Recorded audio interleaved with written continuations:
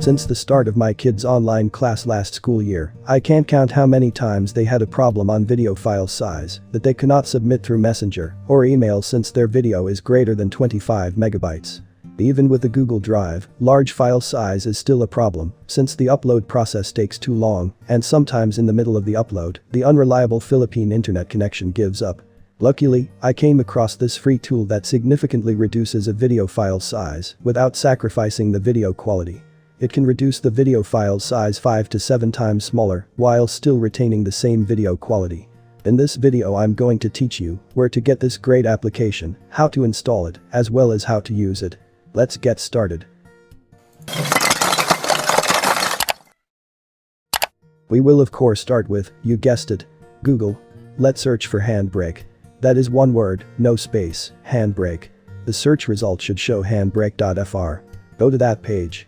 This is the simple landing page of HandBrake website. If you want to know more about the tool, you can go to the different tabs here and read through the information. HandBrake can run on Windows, Mac OS and Linux. Unfortunately, it is not available on Android and iOS yet, so no HandBrake for cell phones yet. Let's click on the download button here to download the installer file. You'll see the information of the file here. It's downloading now. Just wait for the download to finish.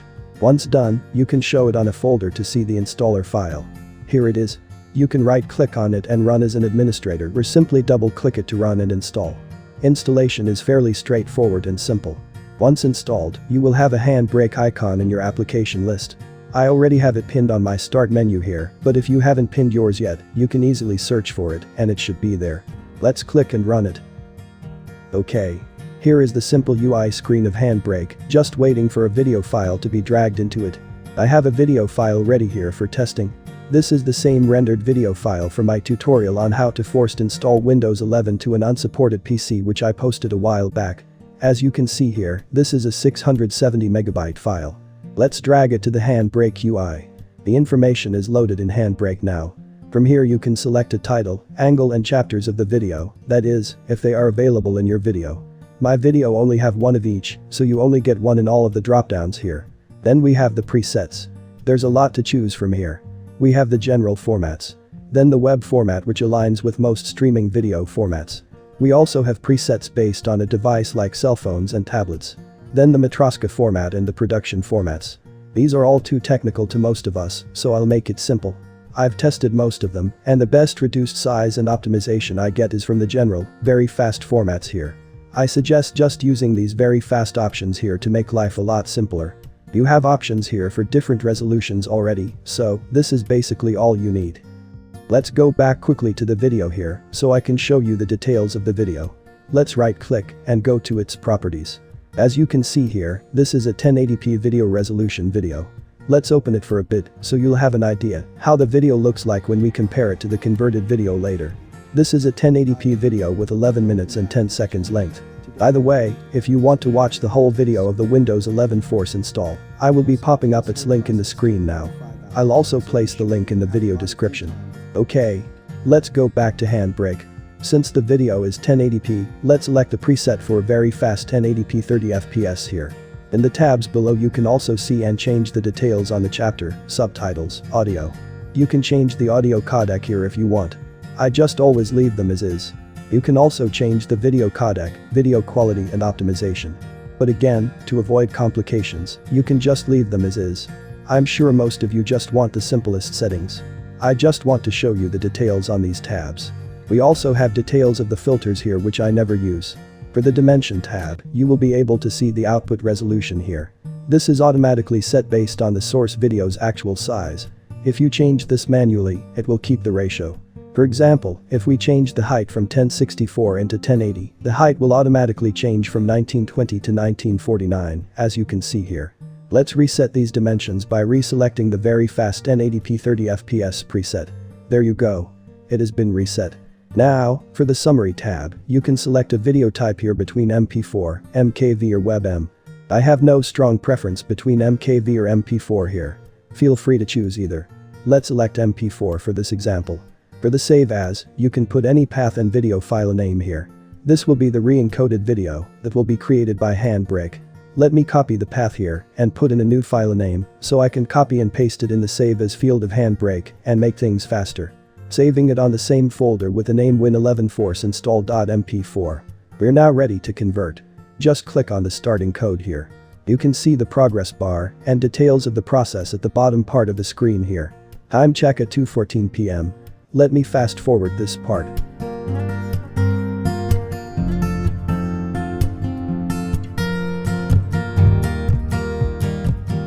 Encoding is done. It took 4 minutes to re-encode an 11-minute 1080p video. Let's see the file size. Wow! It's only 168 megabytes. That's only 25% of the original size. Let's check the properties here. Go to the Details tab.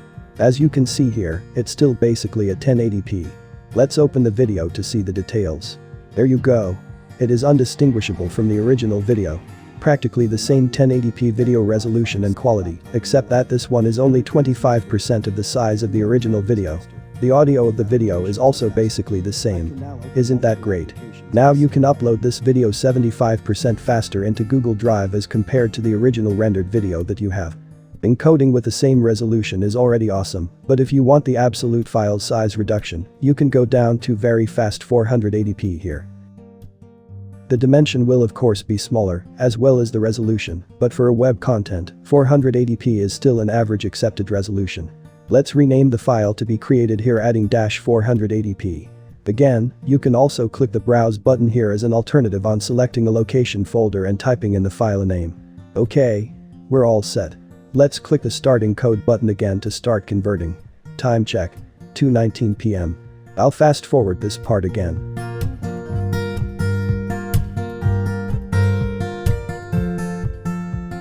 Encoding is done at 2:22 p.m. That's 3 minutes and a third faster than 1080p encoding. Let's look at the 480p file. Would you look at that? It's only 44 megabytes. That's only 6.5% of the original file. Let's open it to see the resolution. There you go. It's a bit muddier than the 1080p video, but definitely still a decent video, especially if you're just using it for social media. I can now open multiple applications. Let's look at the properties here. It's 720 by 480 resolution and still at 30 fps. Definitely a decent acceptable resolution video file. If you need to reduce a video file size, HandBrake is definitely the best tool for it. I've been using it for about 2 years already and it has never failed me once. And the best part of all of these is, HandBrake is absolutely free. Let me show you all the 3 videos here side by side. The one on the top left corner is the original 1080p 670 megabyte video. On the top right is the HandBrake encoded 1080p 168 megabyte video. And at the bottom left side is the 480p 44 megabyte HandBrake encoded video. Do you see any significant difference? Well, I do. I see a big difference in their file size. Okay. I hope this helps. If you like this video, give me a thumbs up. If you love it, please consider subscribing to the channel. Nilasuj for watching. Noba Air.